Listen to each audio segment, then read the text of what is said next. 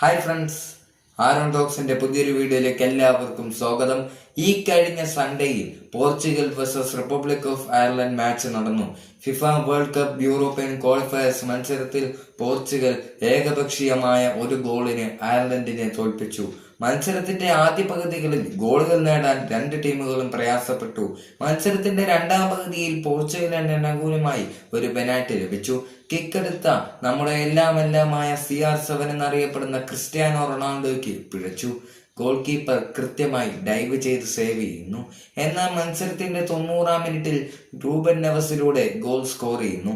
തന്റെ പോർച്ചുഗീസ് കുപ്പായത്തിലെ ആദ്യ ഗോളാണ് Reuben Neves നേടിയത്. അകാലത്തിൽ നമ്മളെ വിട്ടുപോയ ഡിയോഗോ ജോട്ടയുടെ ഉറ്റ സുഹൃത്താണ് റൂബൻ നെവസ് മരണപ്പെട്ട ഡിയോഗോ ജോട്ടയ്ക്ക് വേണ്ടി ട്രിബ്യൂട്ട് നടത്തി. അതിനുശേഷം മത്സരത്തിൽ വളരെ മികച്ച പ്രകടനമായിരുന്നു പോർച്ചുഗൽ കാഴ്ചവെച്ചത്. ഈ വീഡിയോ അവസാനിക്കുന്നു. ഇനി വരുന്ന മത്സരങ്ങളുടെ റിവ്യൂവുമായി ആരോൺ ടോക്സ് വീണ്ടും എത്തും. This is Aaron talks signing off with love and lot of respect.